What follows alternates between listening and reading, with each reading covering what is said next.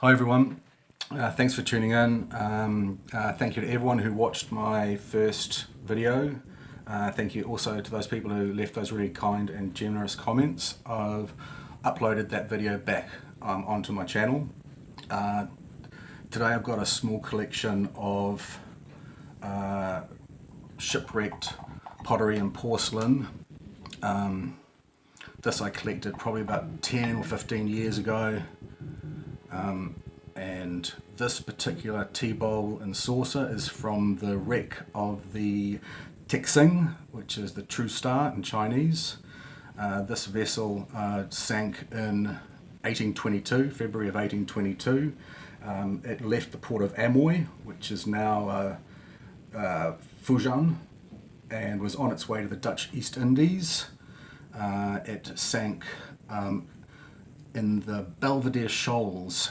The captain had decided to attempt a shortcut through the Belvedere Shoals and actually through the Gaspar Straits, and sank in the Belvedere Shoals.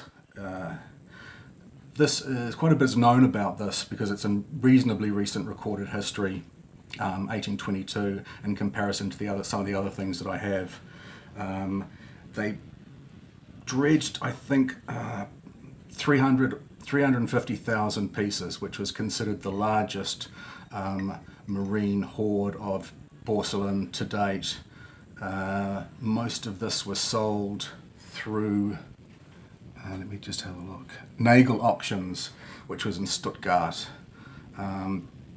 So nicely painted, not particularly exciting, but certainly was suitable for the Western market.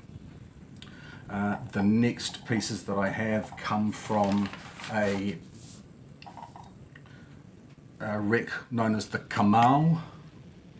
That wasn't the name of the vessel. It was this particular wreck site was discovered about 90 nautical miles off the coast of Vietnam, off the coast of Kemal.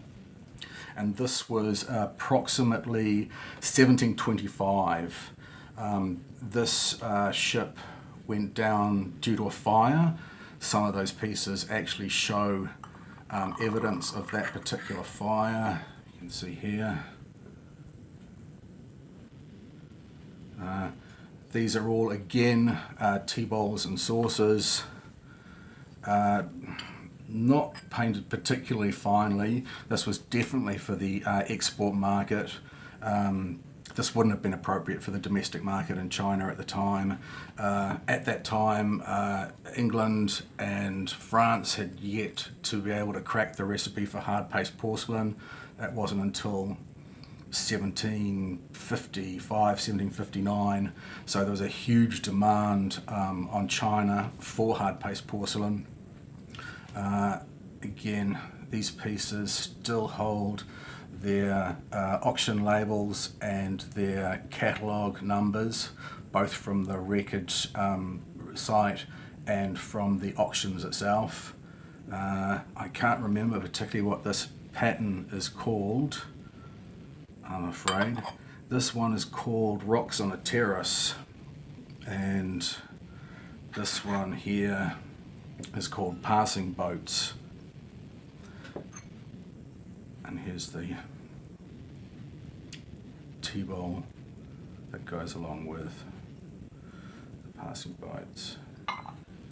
There's a lot of variation in the degree of talent of the artist that was painting these images, bearing in mind that they were painting at great speed and the blue was almost invisible while it was being applied to the porcelain.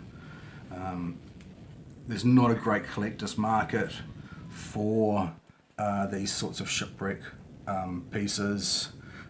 Possibly more interest amongst scholars, more academic interest really. Collector base is really minimal. Collectors tend to like some degree of the marine incrustation on pieces, but not too much. And some collectors, or most collectors, do like to see some residue of the fire, but again, not too much.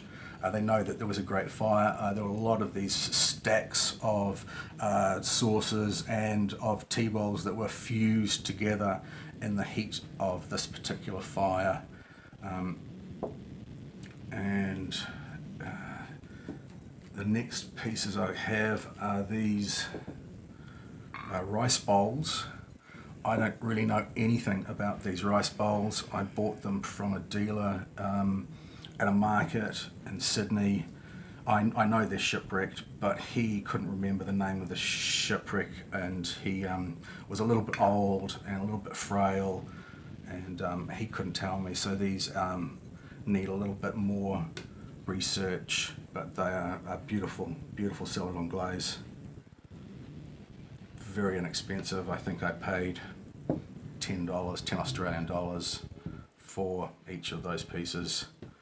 The pieces that came from the Kemal, they vary wildly. This is a much rarer pattern. I can't remember the name of this one. This is $200, $250. The passing boats pattern probably about $150.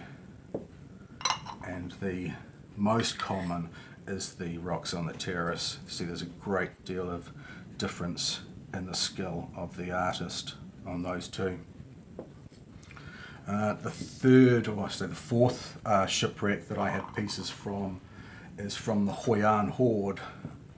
And this shipwreck, very little is known about this particular shipwreck, but they know that it must have been between 1450 and 1500. These are cosmetic pots. They know that date because they have an archaeological dig in a particular part of northern Vietnam which has damaged pieces that are identical to these. So these are Vietnamese rather than Chinese like the other pieces. These are earthenware. These are glazed earthenware rather than porcelain as well. 1450, and in context, the War of the Roses was 1455. So these are really ancient pieces. They all hold their auction stickers, and this one has even a barcode. Very important to the very limited collector base that there is, that they do hold those stickers. And this is another piece from the Hoi An, this lovely bowl. Very typical footroom for the period. Again, quite crudely designed, quite crudely potted, but beautiful nonetheless.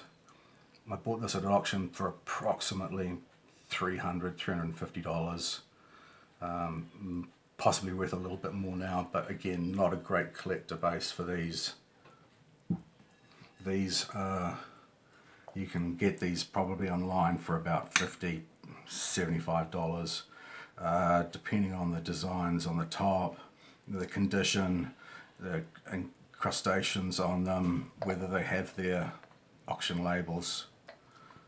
So yeah, thank you very much for watching. I hope to post another one soon.